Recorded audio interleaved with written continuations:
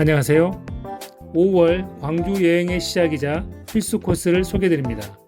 이 코스는 문화전당역에서 금남로 사가역까지이며 지도에 표시된 동선을 따라 걷는 여행입니다.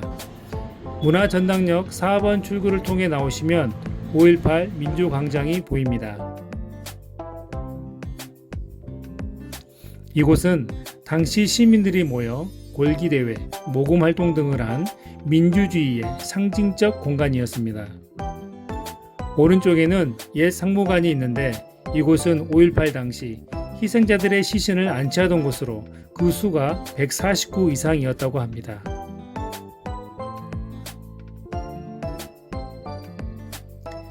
옛 전남도청 건물은 1980년 5월 27일 죽음을 각오하고 계엄군에 맞섰던 시민군의 마지막 결전지였던 곳으로 의미가 있습니다.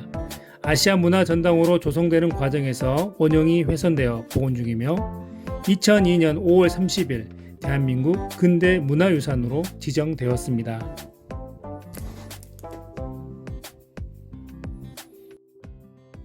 (5.18) 민주광장 가운데에 있는 시계탑에서는 매일 오후 5시 18분이면 님을 위한 행진곡이 흘러나옵니다. 이 곡은 5월 27일 옛 전남도청에서 끝까지 저항하다 산화한 시민군 대변인 윤상홍과 들불야학 박기순의 영혼 결혼식을 위해 지어진 노래입니다. 민주광장 앞으로 쭉 뻗어진 길이 금남로인데 유동사거리까지 중심도로 곳곳에 항쟁의 흔적이 남아 있습니다. 민주광장 앞에는 당시 내외신 기자들의 거점으로 쓰인 전남일보의 사옥이었던 전일빌딩이 있는데 5월 26일 이후 시민군이 빌딩 옥상을 점거하면서 계엄군의 공격을 받게 되었습니다. 계엄군의 헬기 사격에 결정적 증거가 되는 총탄 흔적 245개가 발견되면서 원형 보존을 결정하여 현재는 전시문화공간으로 탈바꿈했습니다. 당시 전일빌딩 뒤에 위치한 옛 YWCA 건물은 각종 유인물 제작과 대책회의, 민주인사들의 회의 장소로 쓰였습니다. YWCA 건물은 1984년 이전하면서 역사 속으로 사라졌습니다. 지금은 조계종 건물로 사용되고 있는 옛 녹두서점은 1977년부터 1980년 6월까지 단 4년간 운영했지만 학생과 지식인들의 시국토론과 소통의 장소였습니다. 항쟁 기간 동안 유인물, 현수막 제작, 배포를 위해 사람들이 모였던 장소입니다.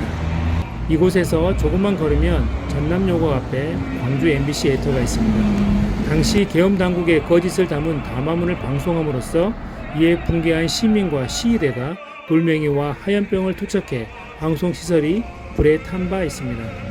바로 옆에는 평생 인권 변호사로 걸어온 고 홍남순 변호사 가옥이 있습니다.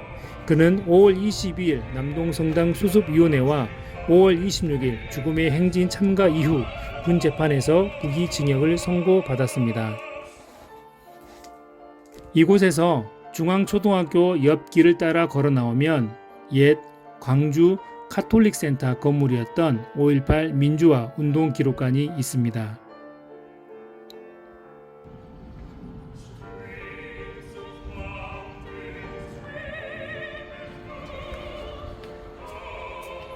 (5.18) 민주화 운동 기록물이 2011년 5월에 유네스코 세계기록유산으로 등재되면서 체계적으로 보존하고 세계인과 공유하고자 2015년 5월 설립하였습니다.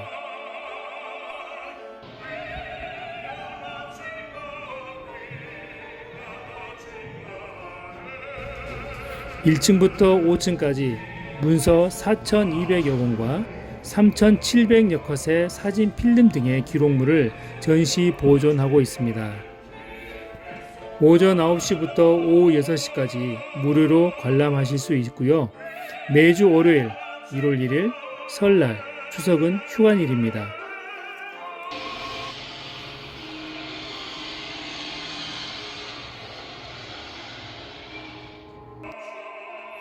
여행을 마치고 지하철을 이용할 경우 금남로 사가역 4번 출구로 가시면 됩니다. 이처럼 광주는 5.18 민주화 운동의 역사로 세계에서 손꼽히는 민주주의의 성지입니다. 광주에 오시면 5월 광주 여행을 해보시길 추천드립니다.